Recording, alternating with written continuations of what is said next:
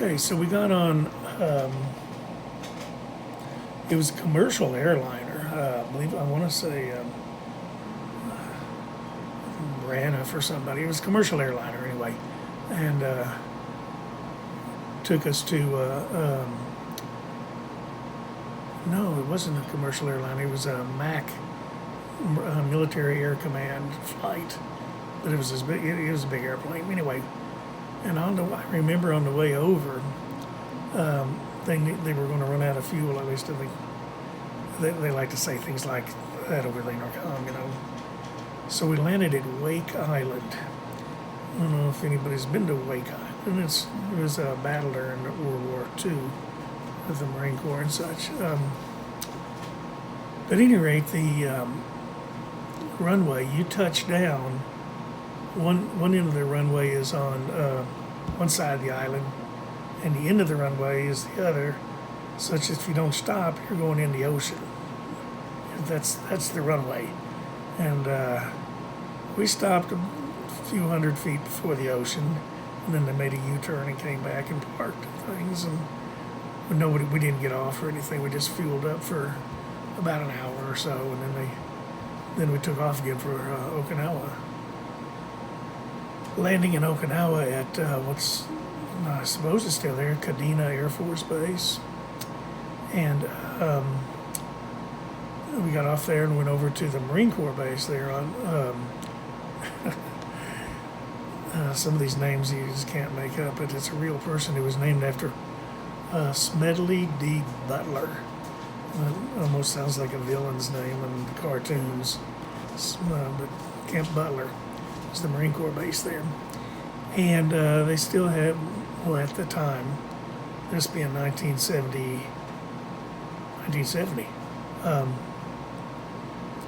they had what's known as Quonset huts, these Gomer Pyle huts, and that's what we billeted in, and that's where we staged all our gear. Everybody had what's known as a sea bag, a big green canvas bag with all your earthly possessions go in, and then you put your name on it and everything. And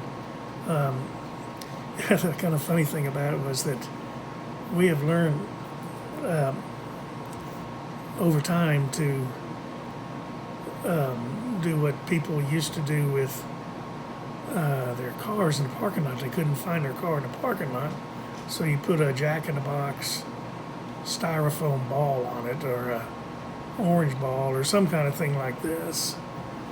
Well, everybody got the idea of there's going to be very literally hundreds of sea bags piled up in this big warehouse, and they stored them in there by date, not alphabetical order. Just, okay, this group went on this day. There's a couple hundred of them here, and this, you know, that's the only sorting that they did. If that, so they knew when you went over it, then your years would be in that group somewhere. So the idea was to get some white medical tape, that you know, white tape about an inch wide, and people were like putting their initials on the bottom of their sea bag with their, or a big X, or some kind of exclamation point, question, or something like that.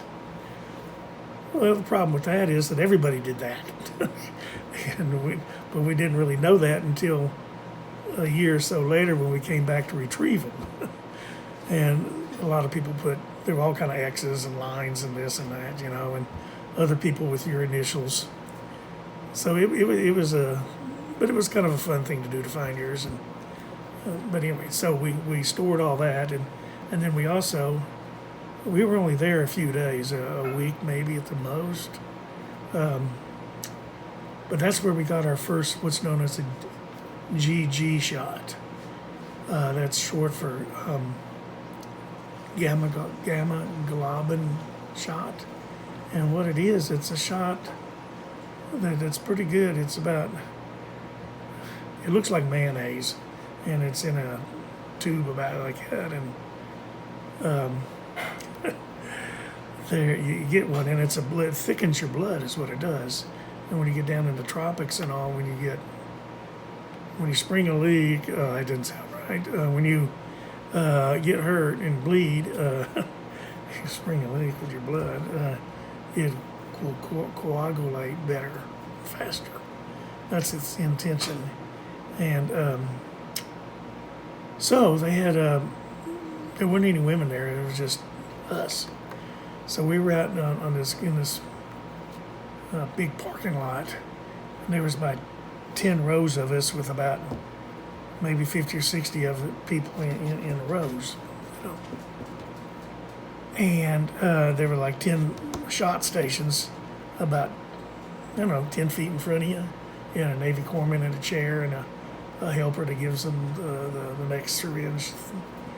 And so you just go up there when your turn came, and you drop your drawers right there in front of everybody. And they've done it so often, they didn't just, they were throwing them into you. They'd, they would. And they'd throw it in and they'd bounce a little bit, and you're standing there, well, and they put it in, and then you're done, you go in there, and you had to walk for about a good 5 minutes to get that worked into your system. And most everybody was okay, but there were others there that it affected, and they'd very literally faint, have to throw some water on them, and they recovered pretty quick. That's known as the GG shot. Everybody got them. Now, I mention that because we were there for a 13-month tour. So at the halfway point, you had to get another one because it was only good for 6 months. And it was sort of a mark of you're over the hump when you get your number 2 shot, your second shot.